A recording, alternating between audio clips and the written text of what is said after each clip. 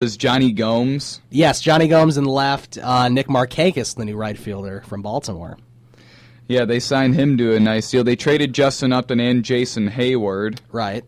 Chris Johnson at third and Drelton Simmons at short. Yeah, he needs to, I mean, he doesn't strike out much. He doesn't have any swing and miss. He needs to just get on base more, because remember, when they gave him a 7-year extension, that was coming off a season that he hit like 260 with 17 home runs, and then last year he batted 240 with like 6. Jace or J.C. Peterson is at second base. It says right now Alberto Callaspo backing him up according to the depth chart.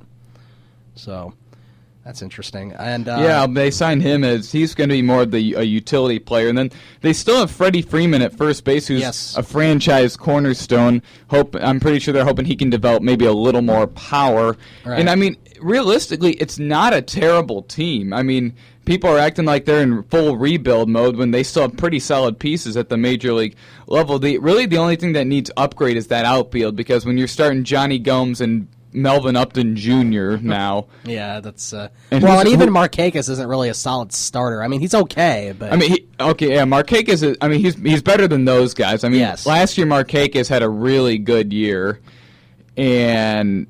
I mean, they obviously, if they're good and could be contending for a wild card spot, they're going to need to add an outfielder at the deadline. Yes. Which, I mean, potentially could come from the Cubs if you think about it, because if they might trade Coughlin or Fowler if they're not good. Yeah, if they're not doing good. Yeah. I doubt they would trade Fowler, because I'm pretty sure that they will be a pretty good team, or that they'll just let Fowler walk and get the first-round pick for him. I mean, they will need to upgrade in the outfield, because Johnny Gomes is not a star. Johnny Gomes is more of a solid backup guy, solid guy coming off the bench that can pinch hit with some power. Yeah, I agree with that. Catcher, Christian Betancourt. Yeah, he was their top prospect, one of their top prospects, which is why they made Victor Caratini available in the trade, the Emilio Bonifacio and James Russell trade, which, did you know they cut James Russell? I did not know that. That doesn't seem like a very good move. No, I mean, I was thinking, man, the Cubs should pick him up. They don't have any proven lefties. They might want to take another flyer on James Russell. I mean, the Braves really lost that trade because Bonifacio signed with the White Sox. They cut Russell, and the Cubs have a catcher that they can groom themselves in Victor Caratini. And A.J. Przinsky signed with the Braves. That's right. He's the backup catcher. And the bullpen looks like Craig Kimbrell, obviously, is the closer, the very good closer. Probably the best closer in the game. I would say so. They have Jason Grilli. That's right.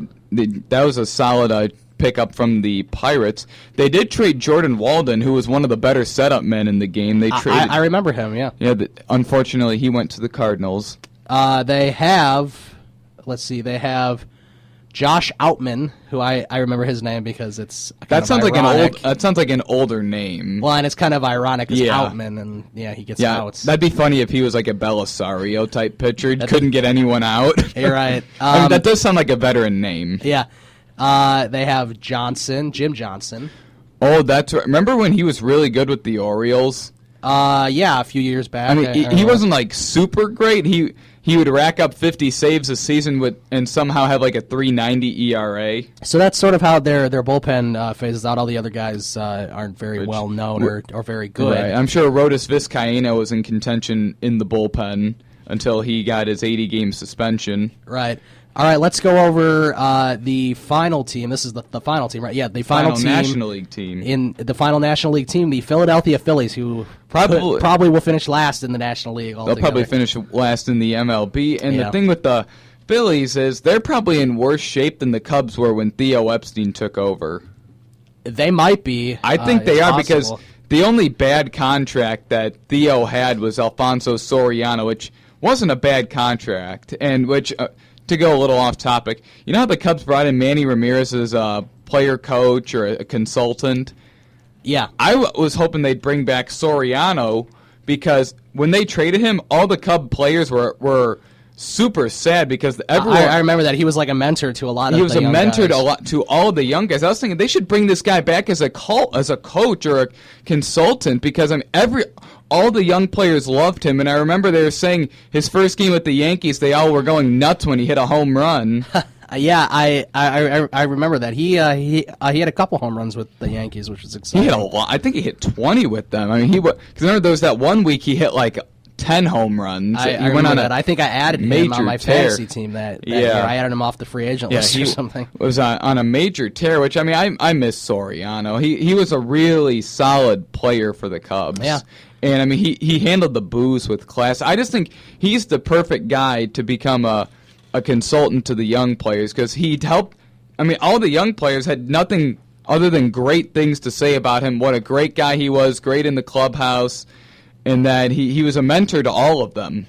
All right, let's go over this Phillies team pretty fast, as it doesn't take a whole lot of explaining. Cole Hamels is still their number one guy for now. They have him. Traded. Other than that, they have a lot of bad guys on huge contracts. Yeah, they got Aaron Harang, who I'm not so hot on. He just had a good year with the Phillies. I mean, he's not going to get good again at 35 or 36. They do have Jerome Williams or Jeremy Williams. Remember? I've heard it said both ways, and then he got like really mad or something. He didn't like. There was something a couple years ago where he was like, "No, it's Jeremy, not Jerome," or something. Oh, I remember that. It was either that or the other way. Remember when he was with the Cubs in 2005 and he was bad? Vaguely. I did know he was on the Cubs. I remember he was bad in 2005. Man, that's an old name. Oh, man, I don't feel good if he's in my rotation. I know he was on the Angels a few years ago. David Buchanan, he's there. Not that I know who he is. And Sean O'Sullivan. I guess they must think these guys are better than Kyle Kendrick. Which they very well could be. It's not that difficult to be better than him. Right. Bullpen, they still have Jonathan Papelbon as their closer. Did you hear the trade? Their general manager thinks that whoever they trade Papelbon to should give up multiple top prospects and eat his entire $15 million salary. Yeah, I don't think that's going to happen. I don't think you're going to get a team that'll be willing to give up a bad prospect for him while eating the entire salary. They have a guy named Ken Giles out of the bullpen. He was really good last year. I think he had like a 1.23 ERA or a 2.10. It was something really good. Jake Dykman, he's there in their bullpen. They have Justin DeFrautis. He's there. A lot of no-name guys that aren't good. Luis Garcia. Andy Oliver. It's kind of a cool name. And Jeanmar Gomez. I've heard of him. So there's that. Catcher Carlos Ruiz. He's been there for a few years. Yeah, he's still under contract for another 2 years. Their third baseman is Cody Ash. He's been there for a couple of years as well. Yeah, he's there. Cody Ashe. Shortstop, I think, is Freddie Galvis now that they traded Jimmy Rollins. Yes, Freddie Galvis. They have Chase Utley still at second base and Ryan Howard still at first. The problem is, Utley and Howard are a little past their prime now. Not past on big contracts. Ben Revere in left field.